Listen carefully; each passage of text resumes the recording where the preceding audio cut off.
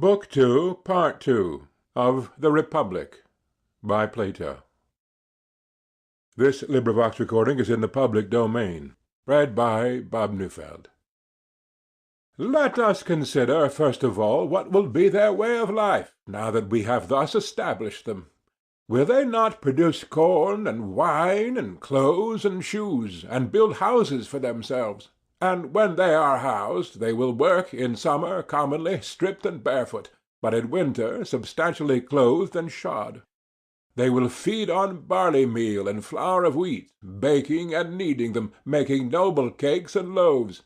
These they will serve up on a mat of reeds or on clean leaves, themselves reclining the while upon beds strewn with yew or myrtle. And they and their children will feast, drinking the wine which they have made, wearing garlands on their heads, and hymning the praises of the gods in happy converse with one another. And they will take care that their families do not exceed their means, having an eye to poverty or war. But, said Glaucon, interposing, you have not given them a relish to their meal. True, I replied, I had forgotten. Of course they must have a relish, salt and olives and cheese, and they will boil roots and herbs such as country people prepare. For a dessert we shall give them figs and peas and beans, and they will roast myrtle berries and acorns at the fire, drinking in moderation. And with such a diet they may be expected to live in peace and health to a good old age, and bequeath a similar life to their children after them. Yes, Socrates, he said, and if you were providing for a city of pigs, how else would you feed the beasts? But what would you have, Glaucon? I replied. Why, he said, you should give them the ordinary conveniences of life. People who are to be comfortable are accustomed to lie on sofas and dine off tables, and they should have sauces and sweets in the modern style. Yes, I said. Now I understand. The question which you would have me consider is, not only how a state, but how a luxurious state is created, and possibly there is no harm in this, for in such a state we shall be more likely to see how justice and injustice originate. In my opinion, the true and healthy constitution of a state is the one which I have described. But if you wish also to see a state at fever heat, I have no objection. For I suspect that many will not be satisfied with a simpler way of life. They will be for adding sofas and tables and other furniture, also dainties and perfumes and incense and courtesans and cakes, all these not of one sort only, but in every variety. We must go beyond the necessaries of which I was at first speaking, such as houses and clothes and shoes. The arts of the painter and the embroiderer will have to be set in motion, and gold and ivory and all sorts of materials must be procured. True, he said. Then we must enlarge our borders, for the original healthy state is no longer sufficient. Now will the city have to fill and swell with a multitude of callings which are not required by any natural want, such as a whole tribe of hunters and actors, of whom one large class have to do with forms and colours, another will be the votaries of music, poets and their attendant train of rhapsodists, players, dancers, contractors, also makers of divers kinds of articles, including women's dresses, and we shall want more servants. Will not tutors be also in request, and nurses wet and dry, tire-women and barbers, as well as confectioners and cooks? And swineherds, too, who were not needed, and therefore had no place in the former edition of our state, but are needed now. They must not be forgotten, and there will be animals of many other kinds, if people eat them. Certainly, and living in this way we shall have much greater need of physicians than before. Much greater. And the country which was enough to support the original habitants will be too small now, and not enough. Quite true. Then a slice of our neighbours' land will be wanted by us for pasture and tillage, and they will want a slice of ours, if, like ourselves, they exceed the limit of necessity and give themselves up to the unlimited accumulation of wealth. That, Socrates, will be inevitable. And so we shall go to war, Glaucon. Shall we not?" "Most certainly," he replied. "Then, without determining as yet whether war does good or harm, this much we may affirm, that now we have discovered war to be derived from causes which are also the causes of almost all the evils in states, private as well as public." "Undoubtedly. And our state must once more enlarge, and this time the enlargement will be nothing short of a whole army, which will have to go out and fight with the invaders for all that we have, as well as for the things and persons whom we were describing above." "Why?" he said. "Are they not capable of defending themselves?" "No," I said, "not if we were right in the principle which was acknowledged by all of us when we were framing the state. The principle, as you will remember, was that one man cannot practice many arts with success." "Very true," he said. "But is not war an art?" "Certainly, and an art requiring as much attention as shoemaking." "Quite true." "And the shoemaker was not allowed by us to be a husbandman, or a weaver, or a builder, in order that we might have our shoes well made. But to him and to every other worker was assigned one work for which he was by nature fitted, and at that he was to continue working all his life long, and at no other. He was not to let opportunities slip, and then he would become a good workman. Now, nothing can be more important than that the work of a soldier should be well done. But is war an art so easily acquired that a man may be a warrior who is also a husbandman, or shoemaker, or other artisan, although no one in the world would be a good dice or draught player who merely took up the game as a recreation, and had not from his earliest years devoted himself to this and nothing else?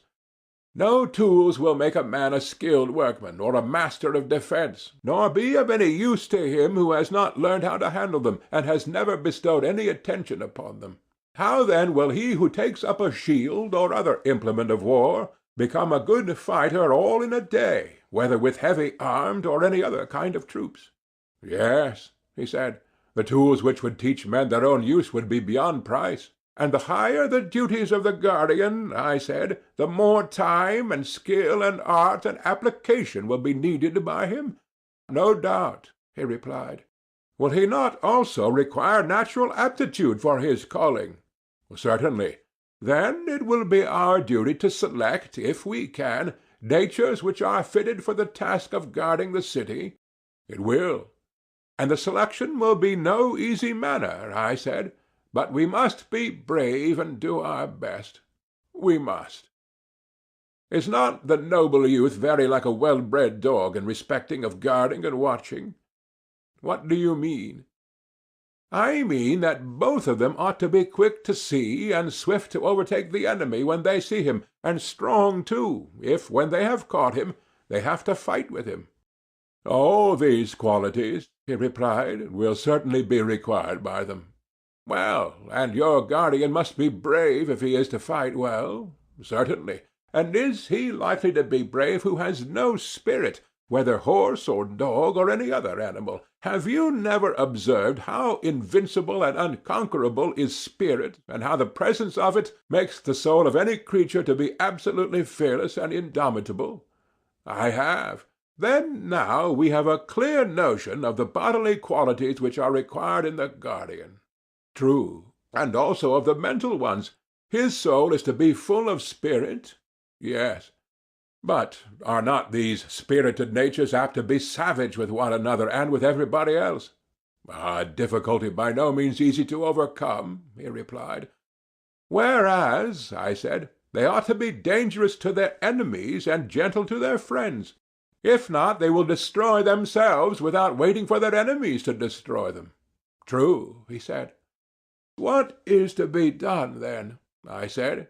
How shall we find a gentle nature which has also a great spirit, for the one is the contradiction of the other? True. He will not be a good guardian who is wanting in either of these two qualities, and yet the combination of them appears to be impossible, and hence we must infer that to be a good guardian is impossible. I am afraid that what you say is true, he replied. Here, feeling perplexed, I began to think over what had preceded. "My friend," I said, "no wonder that we are in a perplexity, for we have lost sight of the image which we had before us." "What do you mean?" he said.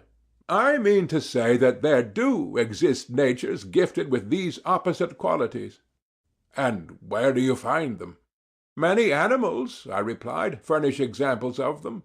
Our friend the dog is a very good one. You know that well-bred dogs are perfectly gentle to their familiars and acquaintances, and the reverse to strangers." "Yes, I know." "Then there is nothing impossible or out of order of nature in our finding a guardian who has a similar combination of qualities?" "Certainly not." "What! Would not he who is fitted to be a guardian, besides the spirited nature, need to have the qualities of a philosopher?"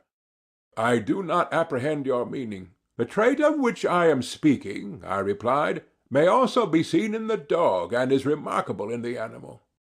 "What trait?" "Why, a dog, whenever he sees a stranger, is angry. When an acquaintance, he welcomes him, although the one has never done him any harm, nor the other any good. Did this never strike you as curious?" "The matter never struck me before, but I quite recognize the truth of your remark." "And surely this instinct of the dog is very charming. Your dog is a true philosopher." "Why?" "Why, because he distinguishes the face of a friend and of an enemy only by the criterion of knowing and not knowing. And must not an animal be a lover of learning who determines what he likes and dislikes by the test of knowledge and ignorance?"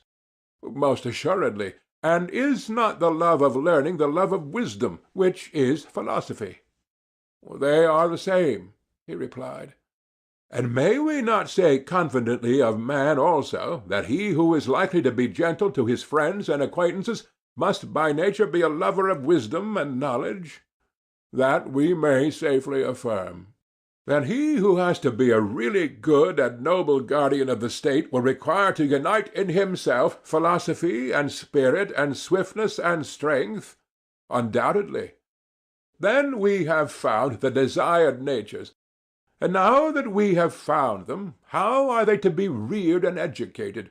Is not this an inquiry which may be expected to throw light on the greater inquiry which is our final end?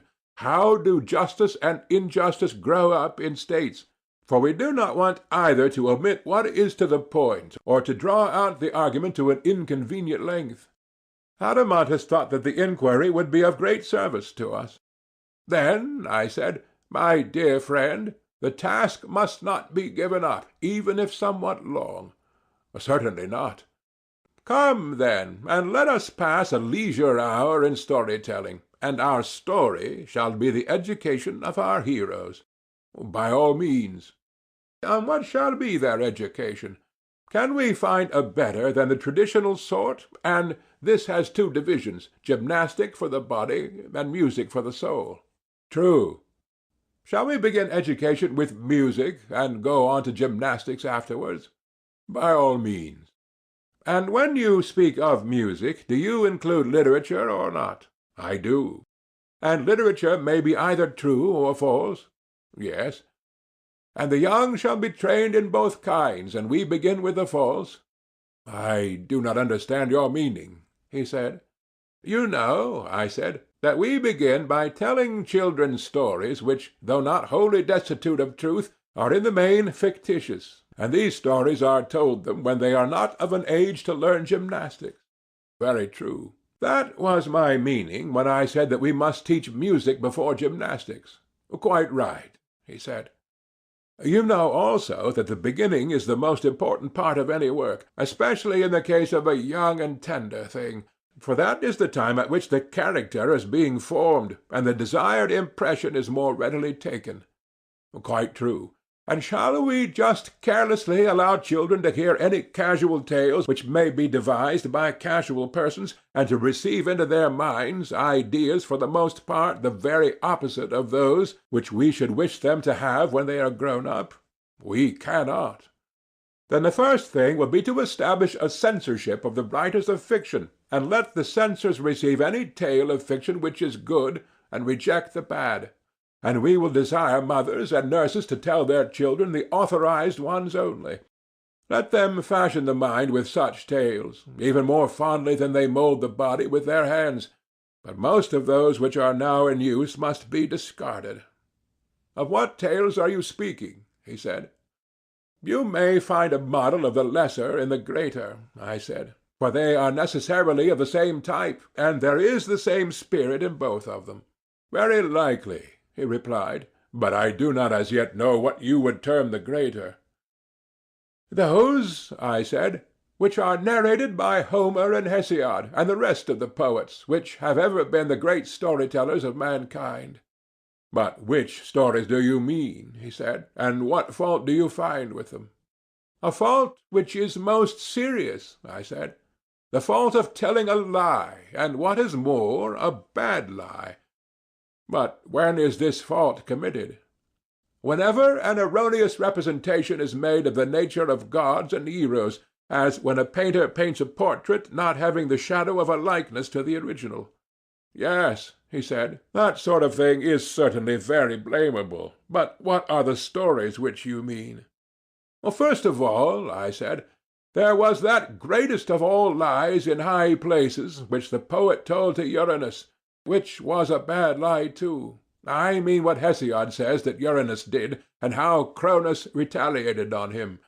The doings of Cronus and the sufferings which in turn his son inflicted upon him, even if they were true, ought certainly not to be lightly told to young and thoughtless persons.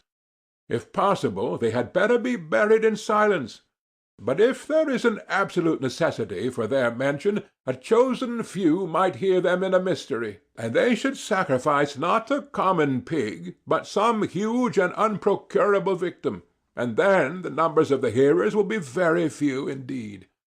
Why, yes, said he, those stories are extremely objectionable. Yes, Adeimantus, they are stories not to be repeated in our state. The young man should not be told that in committing the worst of crimes he is far from doing anything outrageous, and that even if he chastises his father when he does wrong, in whatever manner, he will only be following the example of the first and greatest among the gods. I certainly agree with you, he said. In my opinion, those stories are quite unfit to be repeated. Neither, if we mean our future guardians to regard their habit of quarrelling among themselves as of all things the basest, should any word be said to them of the wars in heaven, and of the plots and fightings of the gods against one another, for they are not true. No, we shall never mention the battles of the giants, or let them be embroidered on garments, and we shall be silent about the innumerable other quarrels of gods and heroes with their friends and relatives. If they would only believe us, we would tell them that quarrelling is unholy, and that never up to this time has there been any quarrel between citizens. This is what old men and old women should begin by telling children, and when they grow up, the poets also should be told to compose for them in the similar spirit. But the narrative of Hephaestus binding here his mother, or how on another occasion Zeus sent him flying for taking her part when she was being beaten, and all the battles of the gods in Homer, these tales must not be admitted into our state, whether they are supposed to have an allegorical meaning or not. For a young person cannot judge what is allegorical and what is literal. Anything that he receives into his mind at that age is likely to become indelible and unalterable. And therefore it is most important that the tales which the young first hear should be models of virtuous thoughts. There you are right, he replied. But if any one asks where are such models to be found, and of what tales are you speaking, how shall you answer him? I said to him, you and I, Adeimantus, at this point are not poets, but founders of a state. Now, the founders of a state ought to know the general forms in which poets should cast their tales, and the limits which must be observed by them, but to make the tales is not their business. Very true, he said. But what are these forms of theology which you mean? Something of this kind, I replied.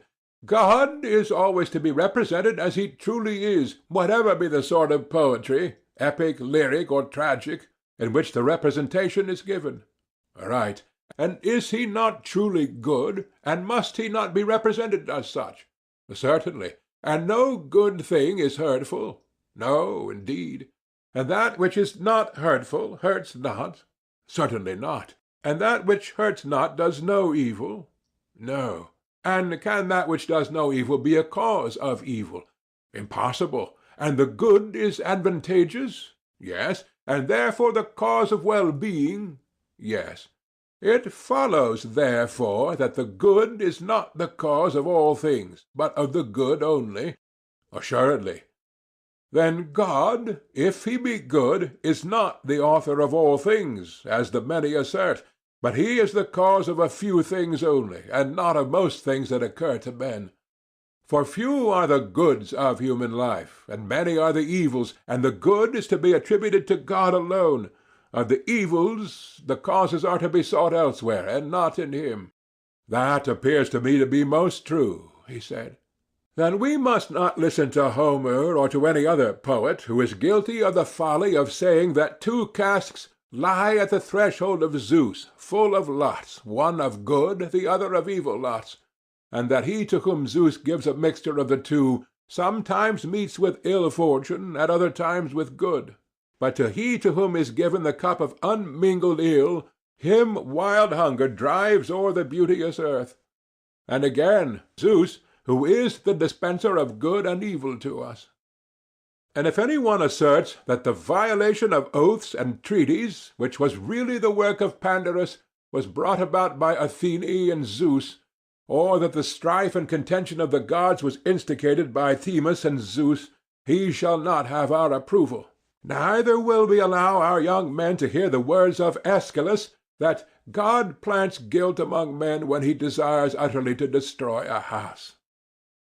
And if a poet writes of the sufferings of Niobe, the subject of the tragedy in which these iambic verses occur, or of the house of Pelops, or of the Trojan War, or any similar theme, either we must not permit him to say that these are not the works of God, or if they are God, he must devise some explanation of them such as we are seeking.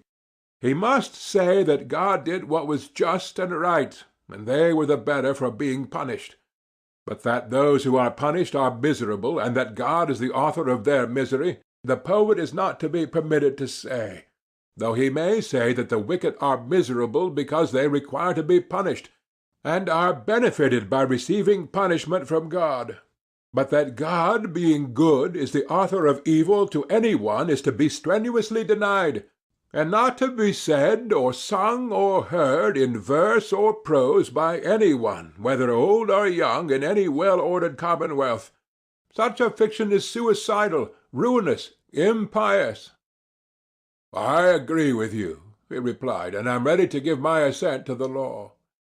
Let this, then, be one of our rules and principles concerning the gods, to which our poets and reciters will be expected to conform, that God is not the author of all things, but of good only. That will do, he said. And what do you think of a second principle?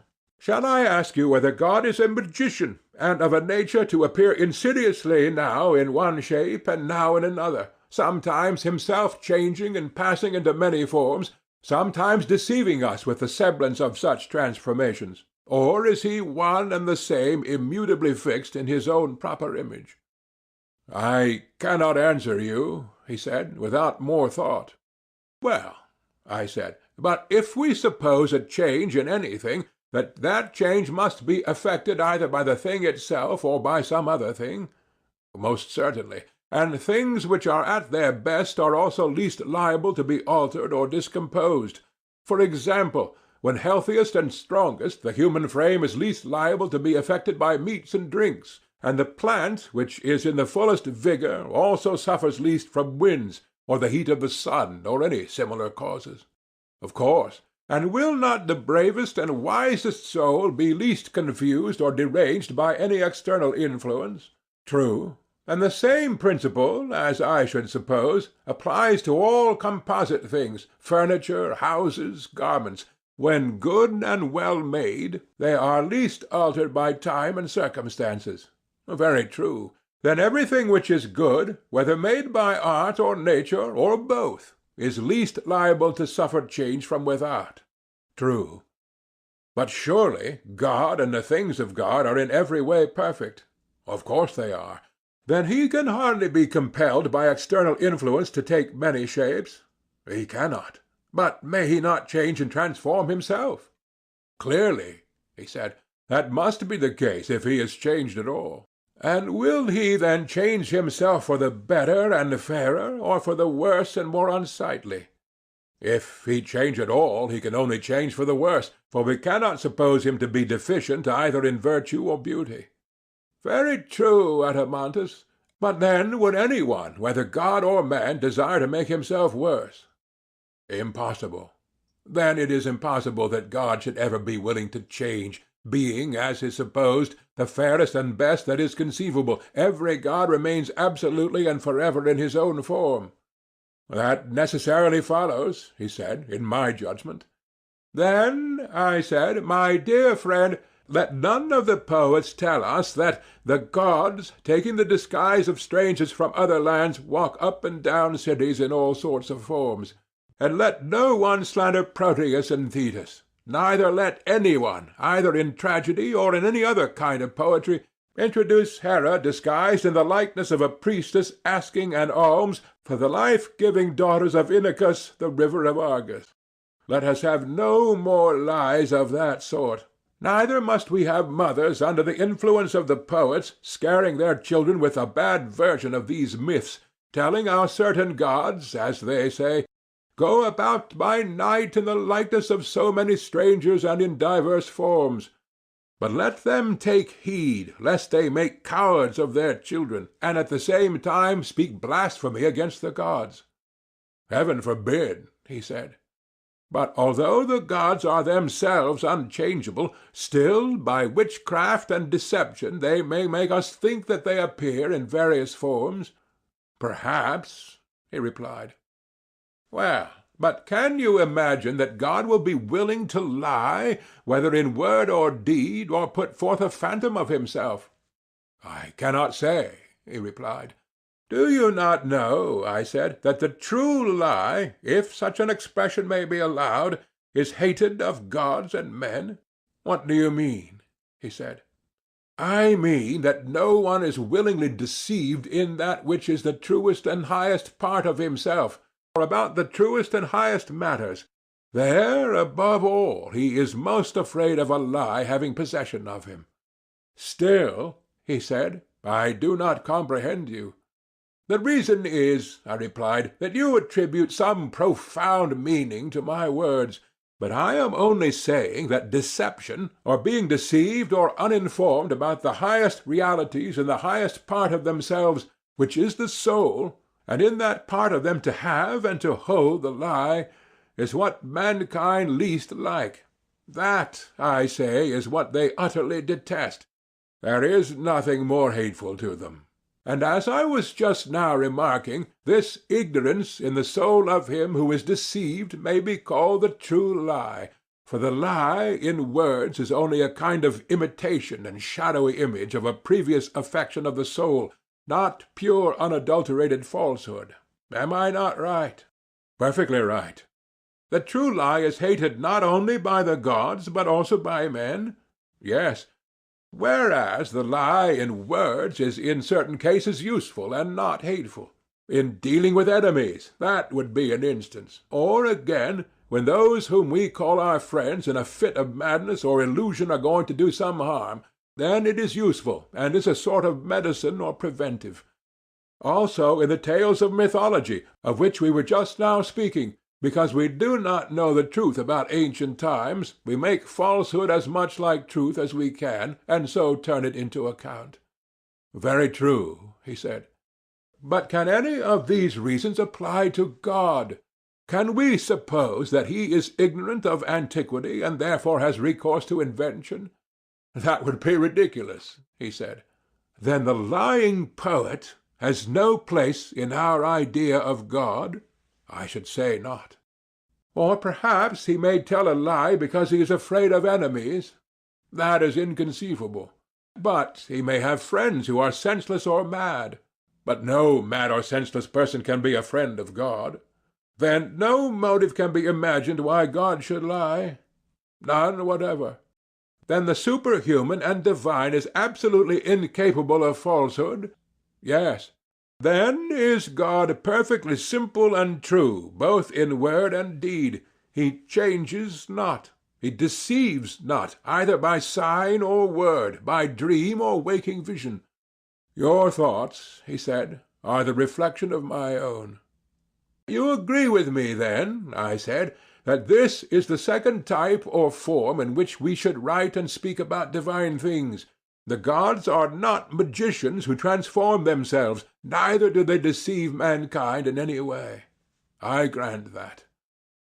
Then, although we are admirers of Homer, we do not admire the lying dream which Zeus sends to Agamemnon, neither will we praise the verses of Aeschylus, in which Thetis says that Apollo, at her nuptials, was celebrating in song fair progeny whose days were to be long and to know no sickness. And when he had spoken of my lot as in all things blessed of heaven, he raised a note of triumph and cheered my soul, and I thought that the word of Phoebus, being driven and full of prophecy, would not fail.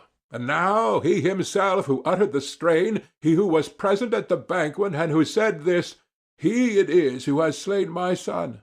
These are the kind of sentiments about the gods which will arouse our anger, and he who utters them shall be refused a chorus, neither shall we allow teachers to make use of them in the instruction of the young, meaning, as we do, that our guardians, as far as men can be, should be true worshippers of the gods, and like them.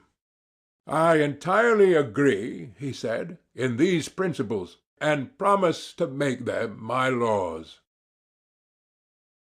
End of Part 2.